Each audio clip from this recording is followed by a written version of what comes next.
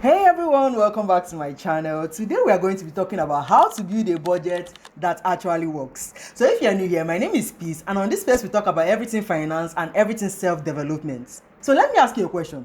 Have you ever sat down one day saying you want to, build a budget only to find it very confusing or just plain impossible to even come up with one that you can stick with long term?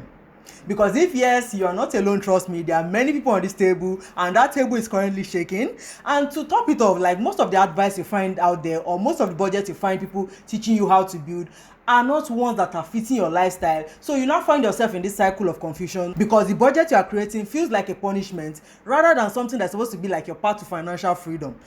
Like, you get? But now what if I told you that there's a different way to build one that can actually work for you in your real life? So in this video, we are going to completely change the way you think about money, and I'm going to walk you through a simple step-by-step guide on how to build a budget that is flexible, stress-free, and built for real life. So whether you have tried budgeting before or you are absolutely new to budgeting, this is the only guide you will ever need.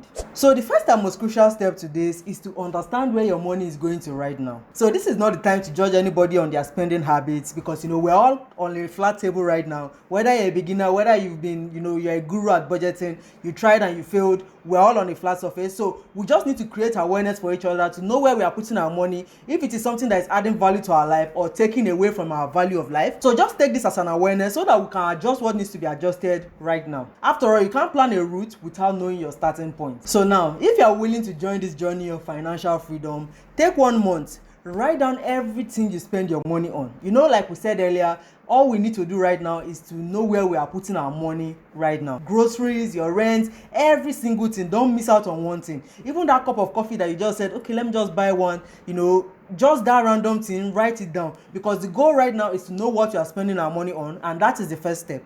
So at the end of the month, you will now know what your financial habit is. So let me tell you a personal experience of mine.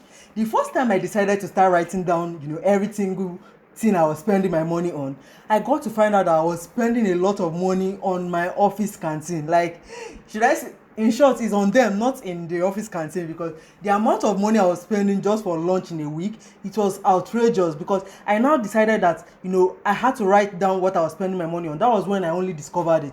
Before, I used to think randomly, like, okay, I'll just go to the canteen, buy food, and this is just lunch because I already bring my breakfast. Like, I don't really eat so much for breakfast, so I eat only lunch. But the money I was spending was enough to feed somebody for like it was so eye-opening. So let's get back to the real deal. Now that we've written down everything we are spending our money on, it's now time to organize it into something I call the money map. Because we need to be seeing every single thing we are spending our money on so that we can know what we need to take away or what we need to add. Because it is important that we are spending our money on things that are going to be bringing value to our lives, not just things that we are buying randomly because we feel the need to buy it at that moment without really thinking, am I really going to be happy down the line buying this item? So now that we have our money map, we need to group our expenses into fixed expenses and variable expenses. If you watched our last video where I shared my finance tracker and how I budget every single penny, like, you find that there is a column for variable expenses, those expenses that the price keeps changing, like groceries. Because if you live in Nigeria, you know what food and everything is talking about right now. It is like mind-boggling, but we have found ourselves in this situation, so we have to manage what we are working with. So you now have your fixed expenses and you now have your variable expenses. The fixed one, they remain the same, just like you pay your rent yearly, especially if you live in Nigeria. We pay at the beginning of the year, so that you have that fixed amount you are going to pay, while your variable is those ones that keep changing every now and then.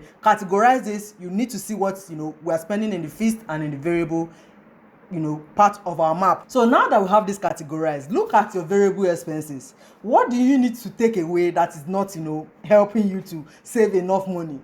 Like, are you randomly buying that Birkin bag? I know Birkin bag is like an outrageous example, but are you randomly buying that thing that that you can do without it? So this will not help you to know what you are spending too much on and what you are spending little on, if you need to adjust however, because this is going to help us achieve our next step. So this is the point now where we build a budget that actually works for us. Now we've gotten our money map, we've divided our expenses into variable and fixed. We know where we are spending excess money on and where we are spending too little on. We are now going to build a budget that actually fits our real life. So I know there are so many popular budgeting apps out there, But in this video, as people that have been playing and just starting afresh all over again, we are going to be focusing on just a simple budgeting system that is going to work for us. So all you need to do is to categorize your expenses into 3 places. You are going to adjust it according to how it fits your real life. Like I said, this is for you, not the general one. You have to adjust it however it fits your real life. The main categories for this budget is to have your necessities 50%, your wants 30%, and your savings and investment 20%. So like I always say, we are using the 50-30-20 rule for this, but we need to just categorize what you are spending on in these places. If you feel you can do more with savings, you can increase the percentage however it fits your real life, but the plain method is to put 50% for your needs, which are your necessities, your wants 30%, and then your savings 20%. So for the necessities or the needs, which is 50%, you need to put those things that you can't do without, just like your rent, groceries, even like to the littlest thing that that it is constant, it is fixed, so you have no choice but to pay for it, so that you don't find yourself in a situation whereby you spend money on fun stuff which is supposed to be your wants. You now start finding money to take care of the main important ones. That is not what we want for ourselves. Like I said, this is a situation of real life and something that is going to fit you. So use 50% for every necessity you have, your rent, all those things I listed earlier. Whichever one that it is very important for you, put it in that place. Now on to the next one, which is your wants. This is where the fun stuff comes in. All those your owambe, ashwebi, all those things, that dining out. Maybe you want to travel, you are trying to instead of you spending your money on dining out, then you are not saving it for a trip. But these are the things you want. 30% is for this. Now let's move on to the savings and investment. If you know me, I love savings and investment day in day out. So this is the place where we put 20% of whatever our income is. And to be honest with you, this is the most important category, because once your salary comes, the next thing you should do is to put this 20% in this account that you have created for it, because you don't want to find yourself in a situation where you've taken care of every other thing. You now find that you've not paid for your future, or you've not set out something for your future self. So savings is very important. You can divide this 20%, maybe 10-10, one for savings, like in a high yield savings account, and then in another investment for long-term investment. So whichever one you find comfortable, just do this. All that is important is that that savings and investment is a very important aspect of this budget. This is why I like this budget, because once you've completely automated your savings and investment, you find that you can spend every other thing guilt free. You can take care of your needs, your wants and all. So just have that at the back of your mind. This budget is for you, not for anyone else. So putting money in your savings and investment is for your future self, so you should take it as important as I've said it is. So now your budget is now ready.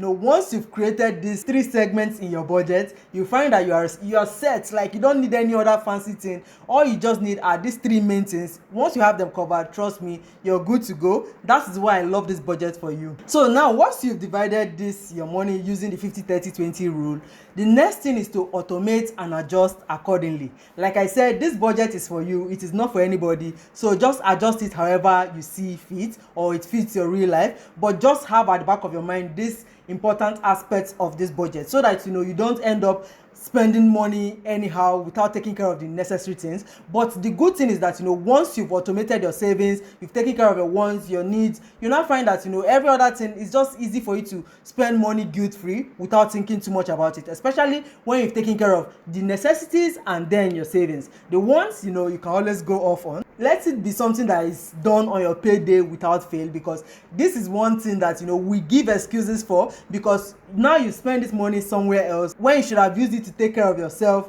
and to take care of your most important, the most important things in your life. So you need to automate, so that this ensures that you've taken care of your future self before anything else. So now don't just set this budget because I have said you should set it.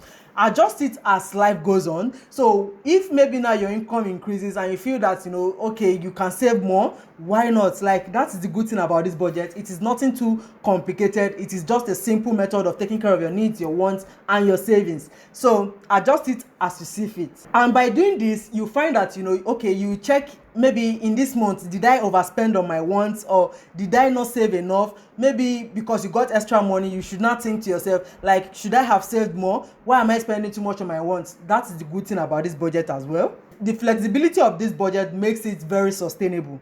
So building a budget that actually works comes down to three things. One is to track, plan, and then automate. So it is nothing too complicated. Just follow these three steps and you find that you've built yourself a budgeting template that will always work for you any day, anytime. It's not about being perfect, it is about being intentional with your spending, and it's not about restriction, it is about freedom. Let me know in the comment section, what do you think about this budgeting template I've just created for you? Also, let me know what's your biggest myth you've heard about budgeting. What's your take on it? I would love to hear from you in the comments. And if you're looking for other ways to keep your finances in check out this video I made on how to use my finance tracker, which has taken my savings, my budgeting one step further. I would love to see you over there. So let's get right onto it. I'll see you guys in my next one. Bye.